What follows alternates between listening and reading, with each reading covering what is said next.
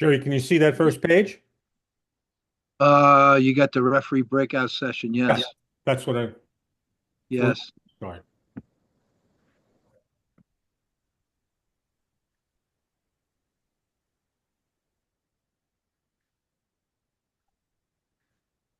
This says we have right now 12 participants, but more will be joining, obviously, as they manually bring themselves to the room. Yeah, it says 100, over 100 unassigned. So, Yeah, so we'll be getting some of those here. yeah, why don't we just hang out for a little bit We'll just hang out, yeah, a few and minutes. just,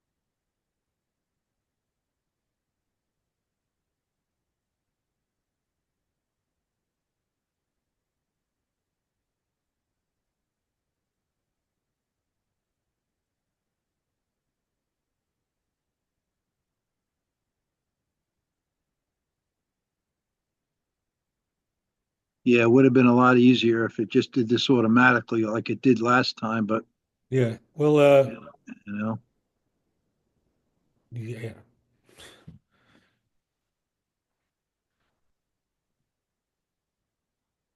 he must be having a hard time or putting people where they're supposed to be. yeah, he is. He was looking. He somehow Bruce was able to do it last time, was to get people properly Yeah, placed, and now Zoom won't let him do that. So Jesus. Steve is scrambling now, trying to get people in. And like he said, there's for anybody that didn't make it into the room automatically, they will have a screen up which will show them how to get to their room. So we have gotten one more. One person has gone through that manual process at this time, at least.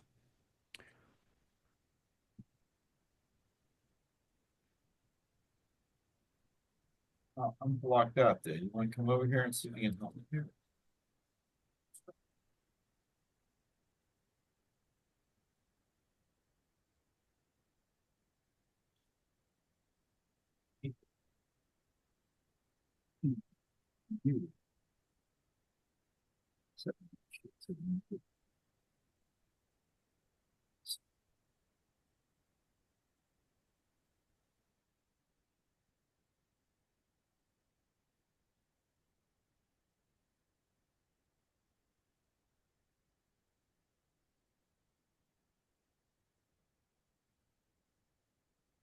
Wow, it still says 95.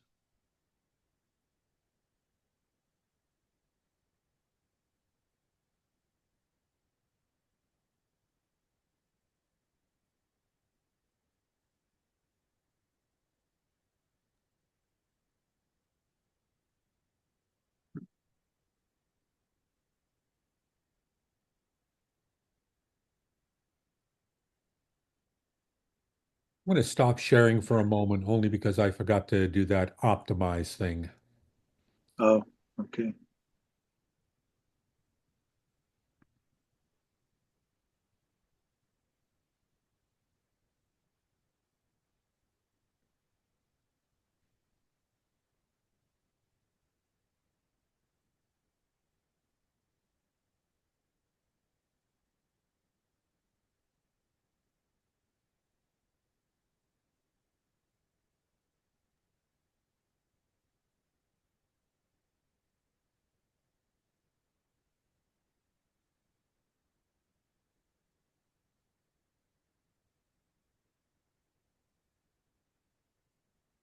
Hmm.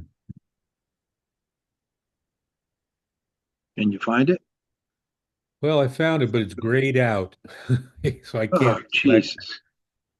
So Huh. we'll see what happens. If we get to, well, right now I'm not showing video, so maybe when it's time to get to the video, That's true. Yeah. it'll Okay. give me the opportunity. So, all right, let me go Okay. back to what I was doing then.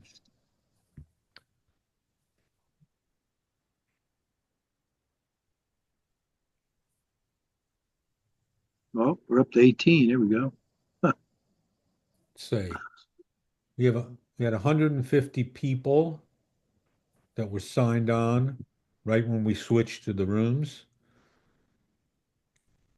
There's still about 80 people to go Yeah, Yeah. I know. at the Wow. various Yeah. rooms. I don't listen, I am no master at Zoom, trust me, and I or anything of the sort, but I don't know. We'll give them a couple minutes and we'll get started, I guess. Yeah. You guys are the lead, so I'll leave it up to you two, veteran. Yeah, I'm trying. I never thought, and I don't want to disturb him now, to ask Steve how many people had signed up for the referee room. Yeah, you know what? Yeah. I didn't ask that question before breakdown either, so. So, oh well, and I don't want to You know, disturb. we all know there's only a select elite few in the state, so. Huh. Yeah.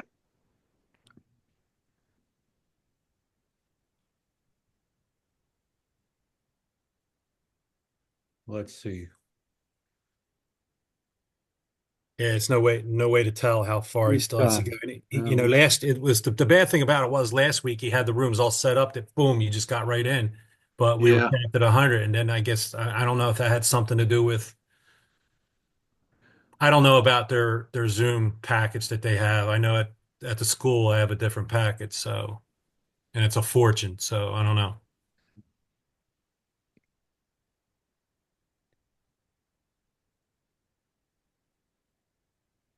yeah, I think we should probably get started. Yeah, I would say Yeah. so.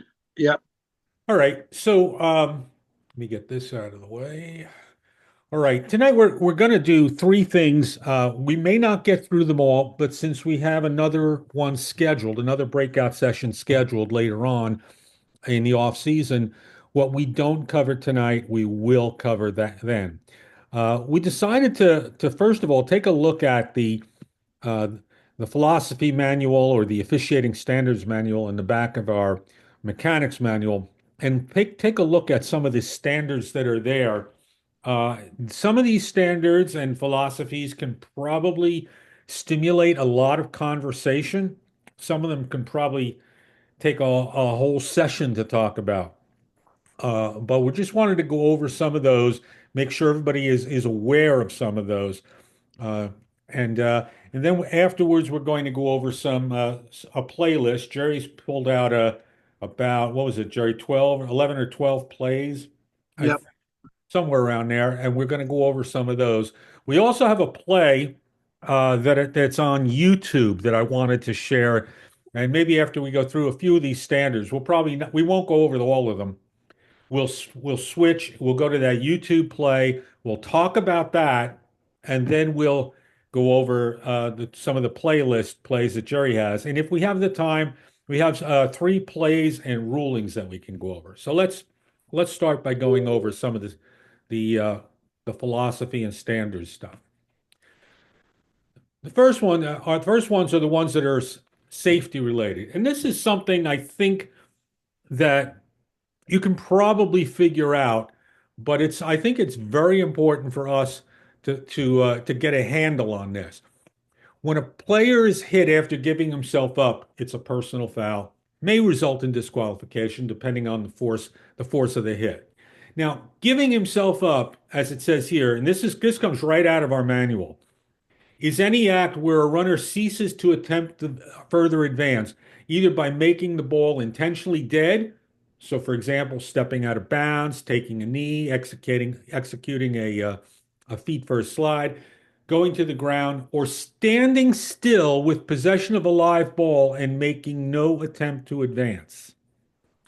We can't allow a player who's just standing there, not trying to advance, get hit. If a player is standing there making no attempt to advance, the best thing to do is blow the whistle and kill it. Certain things about the line of scrimmage. First of all, formations during execution of any trick play, any unusual formation should have the highest degree of scrutiny, and they should be completely legal. And that by that we mean letter of the law legal. So when a team runs, for example, let's say a muddle huddle, we've got to make sure that there are no more than four players in the backfield. We're going to call formation fouls there a lot more tightly than we will between the hash marks with a normal formation. So remind your wings of that in the pregame, that any unusual formation needs to be completely legal. Another one, a quick or abrupt movement by the offense that causes the defense to jump into the neutral zone, including by the quarterback or any wide receivers or running backs, is a false start, and it should not be considered illegal motion or a shift. That includes any action by a back that demonstrates a miss of the snap count. Referees, you know, when you see a back who jumps a little early and then says, uh-oh, and then starts to go in motion, he's false started. He missed the snap count and now he's trying to cover it by going in motion. Don't let that continue. Kill it. Also, when in question, if there's a quick or abrupt movement by the snapper or the quarterback, it's a false start. And that includes the quarterback chucking his hands toward the snapper from the shotgun formation. Anything that makes it look like a play is beginning is enough to kill it and call a false start.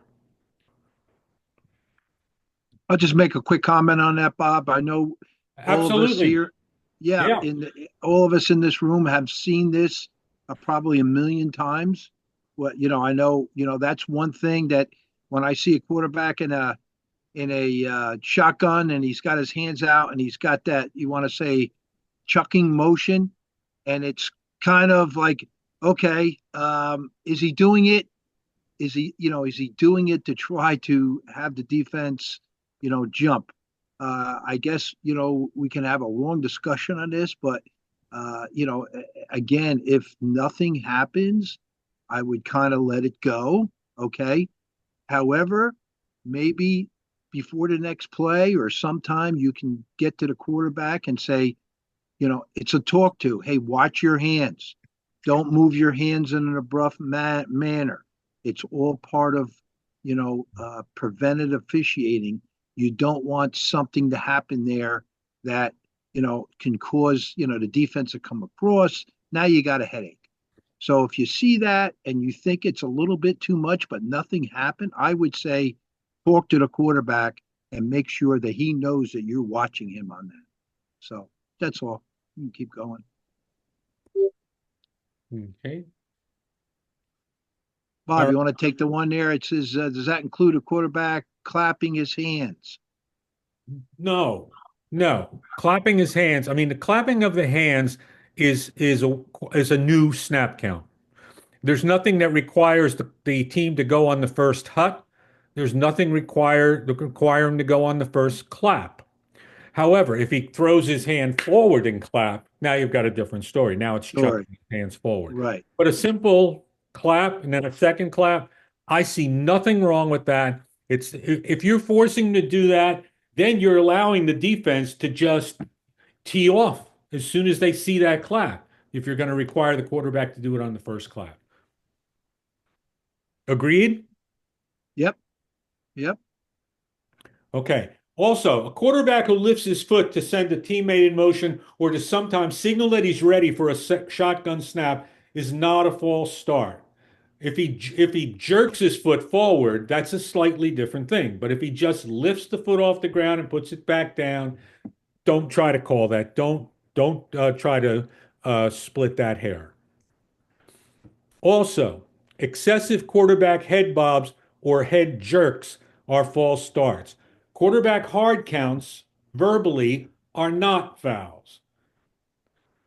Okay, clapping by a shotgun. Here's a different answer. Or here's a different way of answering that question was asked before. Clapping by a shotgun quarterback for use as a cadence is not a false start unless it's accompanied by an abrupt movement of the body or head or a chuck of the hands that simulates the start of a play. Okay? Let's talk about these because these are the ones where the referee has to know these. If a passer is hit and in the referee's judgment the B player could have avoided hitting the passer, a personal foul for roughing should be called. When in question on action against a passer, it's roughing the passer. So if you have to ask yourself, was this roughing the passer or wasn't it? Then it is. Okay, that's one of the when in questions. All right. Uh, and also take into account the way he is hit. I've seen a number of cases where a passer throws the ball and the defender is almost right on top of him. And as soon as the ball's gone, he shoves him in the chest. Now, is it close enough to the time that the quarterback threw the ball to be considered legal? Yeah, maybe, but shoving a person in the chest, a quarterback in the chest, is that how you would bring a runner to the ground? I'm hoping you're saying no. So if you see a guy just shove the quarterback in the chest, that's almost his way of saying, yeah, I know the ball's gone, but I'm delivering a message. Keep that in mind when you see a quarterback that's hit right after he releases the ball. What kind of hit is it? If it's a wrap-up tackle, you may want to let that go if it's close enough. But if it's not a wrap-up tackle, if it's simply a way of just punishing the quarterback, delivering a message, then you probably should have a flag. Okay. In fact, the next one, when in question of action against the passer, if the defender's intent is to punish, it's roughing the passer. Hits above the shoulder on the quarterback with anything. I shouldn't say quarterback here. I should say passer. Hits above the shoulder on the passer with anything, hand, helmet, etc., is a personal foul for roughing the passer. If you, let's see, let me just. I want to make sure I look at the next one. I wanted to look at the next one because I had a question on that. Yep. Okay, hits above the shoulder on the passer with anything, with a hand, with a helmet, or a forearm. It's a personal foul for roughing the passer. Okay. Yeah, well, you just mentioned there, Bob. You said roughing the quarterback. You want to plug in roughing the passer. I did. Yeah. Yeah, remember, guys. They pitched the ball out to a back, and then he technically could become a passer. Okay, so all the things that we just went over is going to apply to that runner. Okay, if in your judgment he stops and now is going to become a passer. Okay, Mhm. and this is where you have to make the judgment on where he stops being a runner and becomes a passer, because now you have to have the judgment of, okay, did the defense have enough time to realize he was going to be a passer?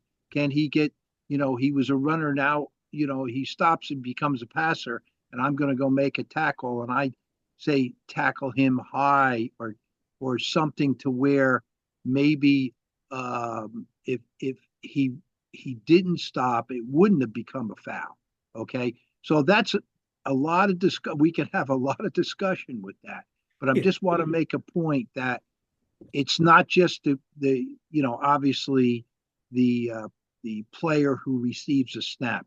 It could go to one or two more people. Right. And let's and also while we're talking about that, let's make sure we understand something. Anybody out there want to turn on your mic and tell us what's the definition of passer? Anybody raising a hand, or let's see, I don't see any hand raised thing. Let's see what the chat room says. Anybody want to offer? What is the book definition of passer? Dave, I'll take it. Go ahead. A passer is any player who throws a legal forward pass. Ah, yeah. Okay, and is a player who throws a legal forward pass. That means that if you have a quarterback intentionally throw a ball which is ruled intentional grounding, and after he throws it, he gets hit. Okay? You cannot have roughing the passer on that play. Depending on the force of the hit and when it's delivered, you may have a personal foul for unnecessary roughness, but you can't have roughing the passer. If you're calling intentional grounding, you're calling it an illegal forward pass, and if it's an illegal forward pass, then the guy who threw it is not a passer by definition. Okay, just remember that. I think there was a play. Oh gosh, when was it? A play I saw where a quarterback threw an illegal forward pass, and there was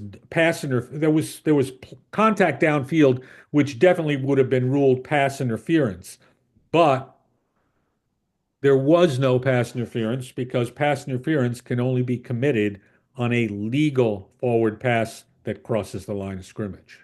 So it was the same kind of thing. I think the quarterback was beyond the line when he threw it. That was the play that I saw. So you can't have defensive pass interference on that play. Okay, let's talk about intentional grounding. We talk about this a lot. Let's review it quickly. Intentional grounding is a referee-only flag. The referee is the only one who should be dropping a flag for intentional grounding.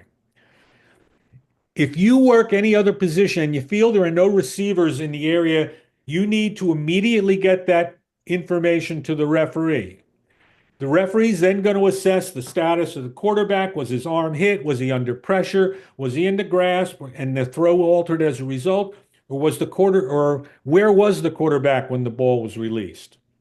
If the referee determines that there is grounding after evaluating your information and his observations, he needs to drop a flag at the spot of the pass. The spot of the pass becomes that because that's going to be the point of enforcement. In such cases, a late flag is warranted and expected. Now, of course, with the rule that was changed 3 years ago, I guess it is now, we've got to remember that the line of scrimmage official is also required to tell the referee whether the pass was beyond the neutral zone, because the quarterback may have the referee may have the quarterback outside of the lateral dimensions of the free blocking zone and may want to wipe that intentional grounding off. You'll need to tell him where the ball landed relative to the neutral zone and the extension of the neutral zone out of bounds. Having trouble with this. Go to the next page, Bob. Yep, here we go. Okay. On passes thrown from a point beyond the line of scrimmage, when in doubt, the pass is backwards. So if a runner is running downfield and he tosses the ball to a teammate, and there's a question as to whether that pass was a forward pass or a backward pass, rule that it's backwards. Now, referees, that is not really your call. Obviously, that's going to be a downfield official's call. We just wanted to make it known here. Also, on simultaneous catches, when in doubt, who got the ball? This is actually, I don't like the way this is worded, frankly. I think I'm going to change this year. If it's a simultaneous catch, we know who gets the ball. If two players are grabbing the ball and they go to the ground and you don't know who has it, whoever comes up with the ball gets the ball. And I'm okay, right? If a passer is contacted, this is important because there's another corollary to this that isn't mentioned here. If a passer is contacted clearly before he starts his passing motion, then there will be a foul for intentional grounding if no eligible receiver is in the vicinity of the pass. If the passer is contacted after he starts his passing motion, then it may be ruled no intentional grounding due to this contact. Now, notice the words there that I have in blue. After he starts his passing motion. If the passer is contacted after he starts his passing motion and the ball goes nowhere near an eligible receiver and doesn't meet the other criteria for wiping out intentional grounding, you may rule it no intentional grounding due to the contact. Now, the fact that it says after he starts his passing motion means that there's another piece of this. What happens if if the passer is contacted after he starts his passing or before he starts his passing motion? So let's say a quarterback is rolling out, he gets grabbed and is being dragged down, and now he throws the ball from his position going down, still not down yet, but while he's wrapped up, he throws the ball away and it goes near no eligible receiver. And there's no other reason to wipe out the intentional grounding. Then the benefit of the doubt that you give him according to that bullet number 4 on this page, you don't give there. So if his player is grabbed, a passer rather, is grabbed, and as he's going down, he flings the ball and it doesn't go near anybody, and there's no other reason to wipe off intentional grounding, you are perfectly justified in putting a flag on the ground. Right? So if he is grabbed and is in the grasp of an opponent and is going down and then he decides to throw the ball, he doesn't get the same benefit of the doubt as you give him in that 4th bullet. Does that make sense? Yeah. Because if that wasn't the case, you would basically have no such thing as intentional grounding. Every time a quarterback got grabbed, he'd throw the ball away and just say, "Hey, I got hit." No, it makes complete sense. Yeah. Makes All right. complete sense. And when I in think que- we've all been there. Yes. Yeah. When in question as to whether the passer was behind or beyond the neutral zone when he released the ball, rule that he was behind the neutral zone and that it's a legal pass. Anybody remember what is the criteria for a passer to be ruled beyond the neutral zone?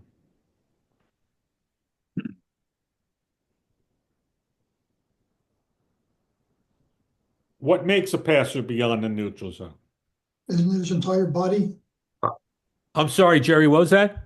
Entire body? No, not in high school. It's not. In high school, it's a foot or a feet beyond the neutral zone. So he's got it. His feet have to be entirely behind the line of scrimmage if it's to be ruled a legal forward pass. I mean, if it's that close, like if he has a foot in the air and it might be a little over the line, you're probably going to call that a legal forward pass. But technically, his feet have to both be behind the neutral zone in order for it to be ruled a legal forward pass. Yeah, what we're saying here, guys, is when you like as it says, when in question, you're saying, and a lot of the calls on this is going to be by your wings. It's not going to be your call. It's going to be their call because you're not on the line. They are. So if they drop a flag and you think it's close, I would question your short wings and say, listen, did you have both feet clearly across the line of scrimmage? No, 1 foot, Jerry. I mean, 1 foot, and Yeah. if they can't really say yes, or it was that close, because remember, he's running to say top speed, give him the benefit of the doubt. Wipe it out. And just if it falls incomplete, give it an incomplete pass. If he completes the pass, it's a completed pass. And it's And a thing. just- It's a good thing to remind your wings during, preseason talks, Yeah. or a particular pregame to just remind them what it means what is required for a quarterback to be legal in that case, and that is both feet have to be behind the neutral zone. Bob, you want to go to the I do. I want to skip wanna and go go. to I was plays? gonna So actually, let me just go over this and then we'll stop because I think this is the last part of the. Let me just look. I Okay, think this is the last part. Yeah, this is the last part of the passing. So let's just go over. okay, This is um, this has to do with the rule that was changed back in 2023, I guess it was.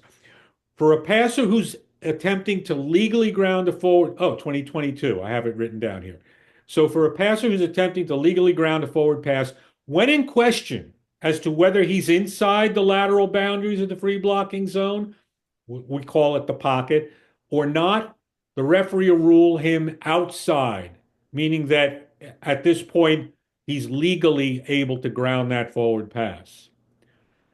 Now, when in question as to whether the pass has reached or crossed the neutral zone, including that extension out of bounds, the covering wing official will rule that the pass was in flight beyond the neutral zone. And the last one, when a forward pass is legally grounded out of bounds, not inbounds, this is only for legally grounded out of bounds. The guy throws it into the fourth row. As described above, you won't have any fouls for ineligible players illegally downfield. If anybody throws them, wipe it out. Remind your wings that if they see the ball thrown out of bounds and there's a guy illegally downfield, uh, just be ready. Just be real wary about throwing a flag in that case. And the and reason just one last thing. Once you're out of the pocket, you want to, you say 3 steps to either side. Okay, once you're out of the pocket, you never can come back into the pocket. You are out of the pocket. well, So I can Jerry, run just the out. way you worded, be careful the way you worded that. You can't come back into the pocket. Okay, okay. Once you're out and say you're scrambling, and then you want to say you reverse your field and you come back, and now you're inside the tackle box again, so to speak. Okay, you are still outside. Once you're out, you stay out. You're out So for the that remainder of the down. you're out for the remainder of the down. So Okay. okay. All right. Let me just stop sharing this. And I want to share where is it here?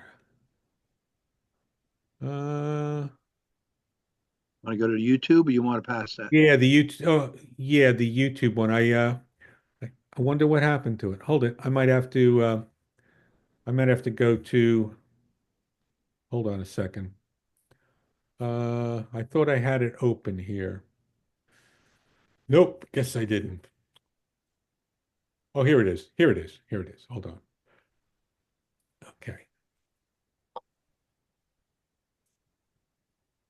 Now, let me just do this. Oh, hold on. I'll get back to that. Here it is. Here. This is what I want to share. Um, Okay, we can see it. all right. Um, first thing to notice is this ball is being snapped at around the 2, the 3, hard to tell from this view. So we don't know for sure whether this is a field goal or a try for point. We'll talk about the ramifications of each. However, if we go a little bit further here, let me just move this out of the way for myself. If we go a little bit further here, let me go back here. If you notice this, it says Tyler Hopkins lines up for a 18-yard field goal. So they're telling us on this graphic that it is a field goal, and it's for a school in Texas, which means they're playing under NCAA rules, but it doesn't really matter in this case. All right, watch what happens on this play.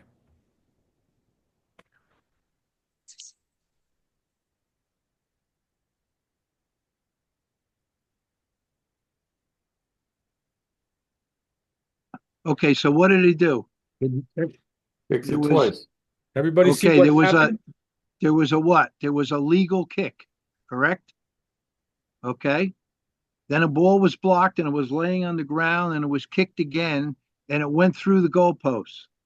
It went through. Okay. That's what happened on this play.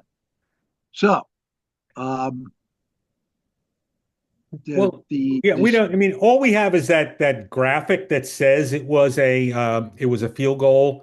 Uh, I don't know that that was what it was. Let's just say it was a try for point.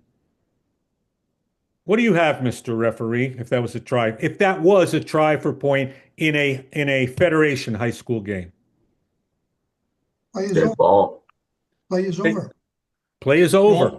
Ball's What about dead. what about that second kick of the ball laying on the ground? Didn't happen. Didn't happen. Field- Insignificant, right? It's a dead ball. Once a kick try has no chance or has shown no ability to score, then the play is over. All right. Okay, so now let's just say they're right, and it was a field goal. Now, who wants to talk about that? Anybody want to offer? It's a spot foul where he kicked the ball. It's also a loss of down, and it's 15 yards back, and assuming that was fourth down, the defense should take over. Okay, now let's go back on this, Jerry. What's the foul for? Illegal kicking a loose ball. Right. It's illegal. It's an illegal kick. Federation has no distinction between illegal kick and illegally kicking the ball, but it's an illegal kick. That is true. Why? Because the ball, in order to be legally kicked, the ball has to be held in place by a tee or another player. All right? That ball is just a loose ball that was kicked. Now, what's the penalty for it?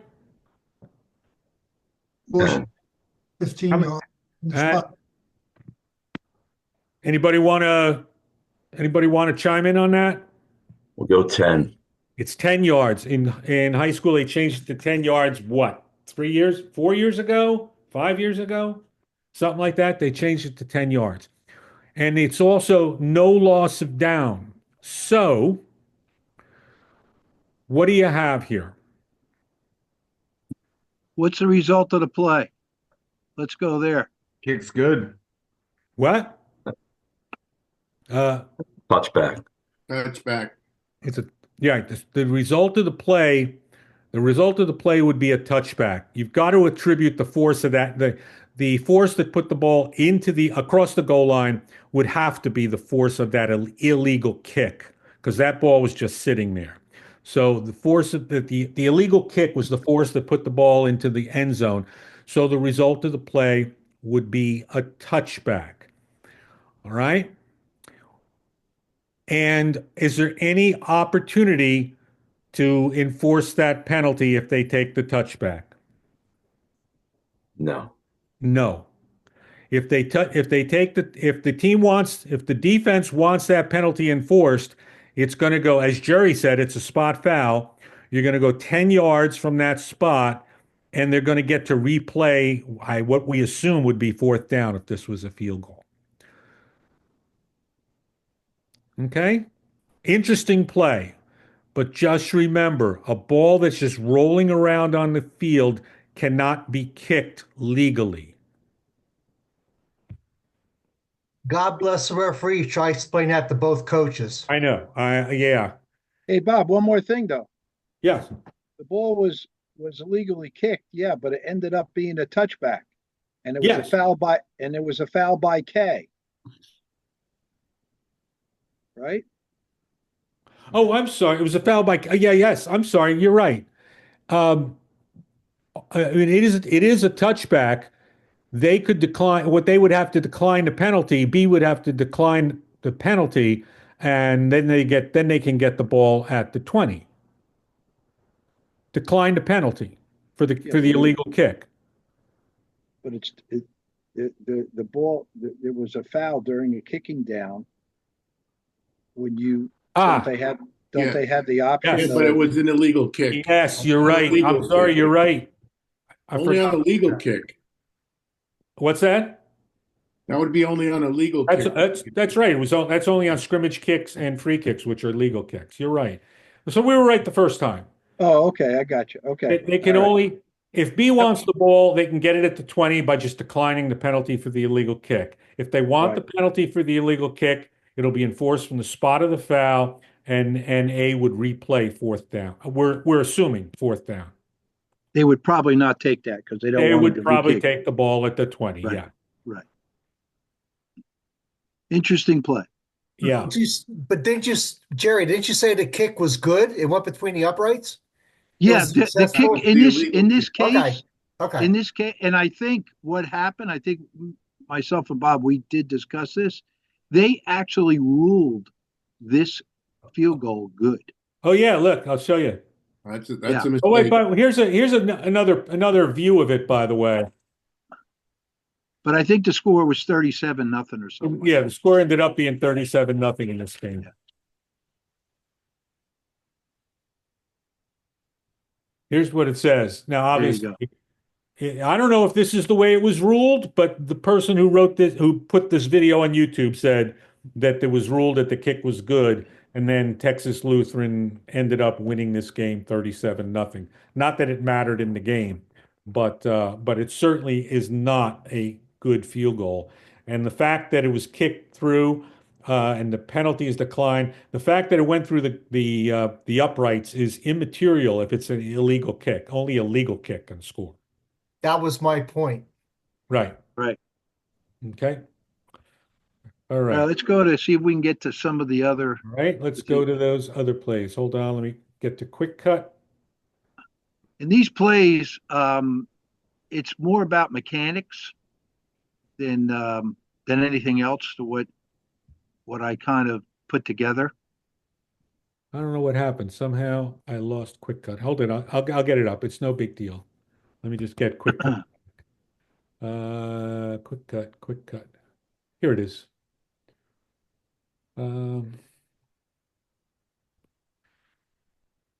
Quick cut. Here we are. Somebody wrote here, if they decline the penalty, the kick is good. No, No. it's not. It's a touchback. Okay, it's a touchback. You cannot score points.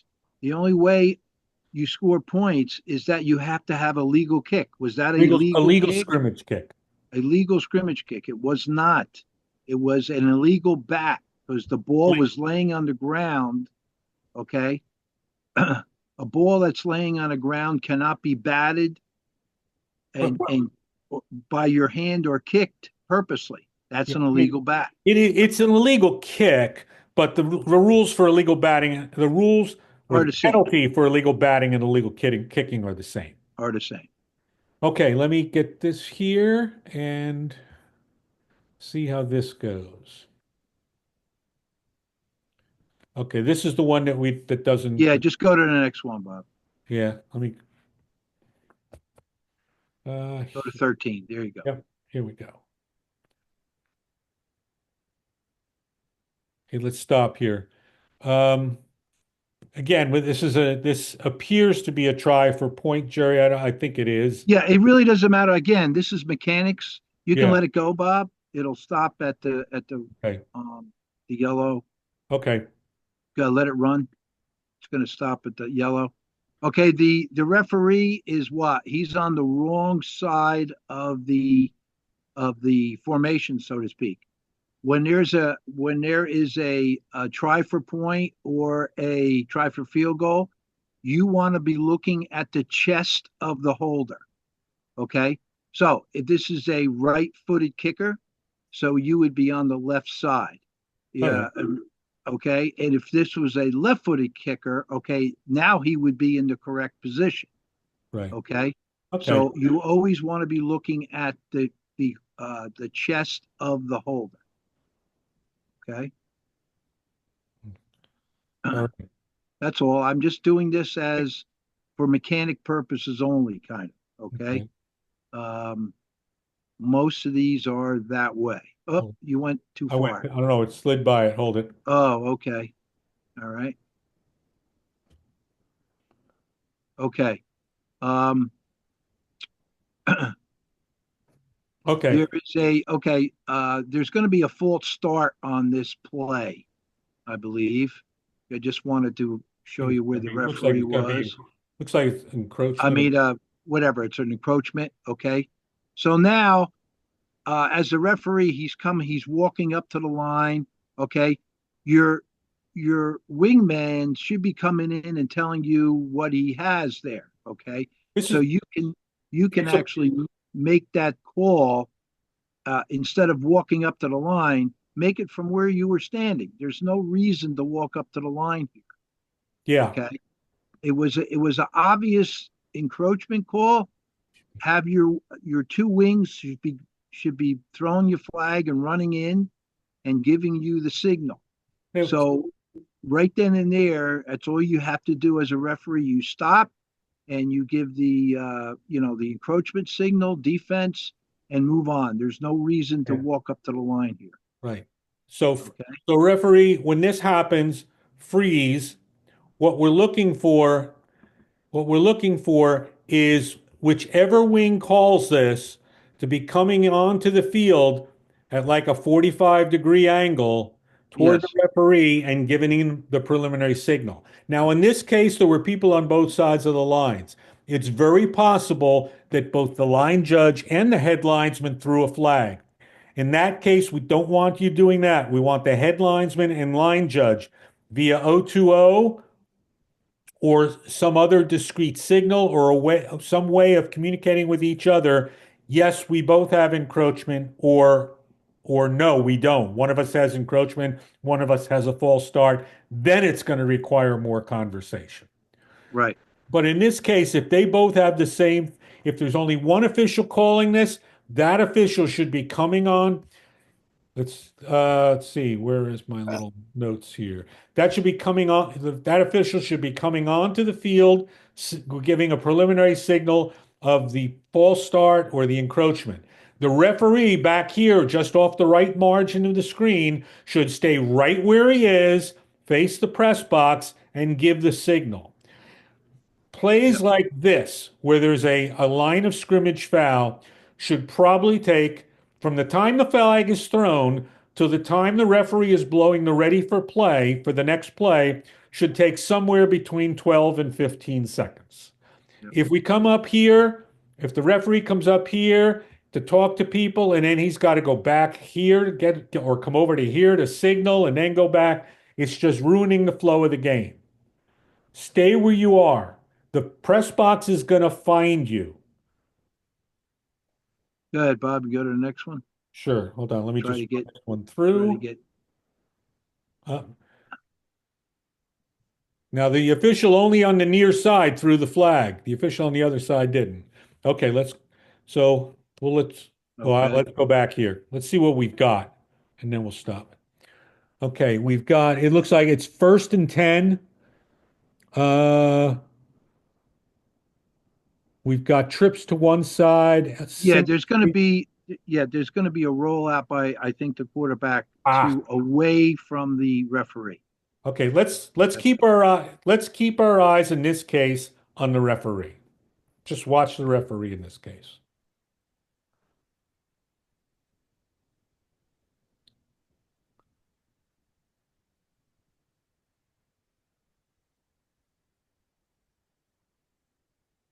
Okay, my point is here, he kind of started to go, but he's not following that quarterback. Okay? He's not following him at all. He's your guy. Okay? You're never going to catch him. Okay? But if you go back here, Bob. Okay, The arrow let me all the go way on back the to that bottom. play. Okay. You're never going to catch him, but you have to follow him. Okay, you got to start a trot here. Okay, what happens if somebody comes up and blasts him? Okay, are you going to make a call from 25 yards away on that? Okay, just say he comes up and gets blasted. Now you're standing there 20, on a diagonal 20 yards, make it 25 yards away. Okay, it's going to be a very tough sell. So my point is, you have to follow the quarterback. Can't just stand there like a statue. And watch this. It I would don't be know. on the line too. Yeah, well, that's the other. Well, again, that's not your call, but that comes into play here. It definitely comes into play. Okay. So there's a lot of Shortway's things on the on this field. play. He's right there. Okay. The referee takes a look. If you'll notice, the referee's head goes over and looks toward the. He sees him throw it, and then he looks toward the sideline. Where is it? Right there. The referee's looking at the chain where the box is. Right Right. there. But that's not his call. You're right. It's not the referee's call. But my point in this play is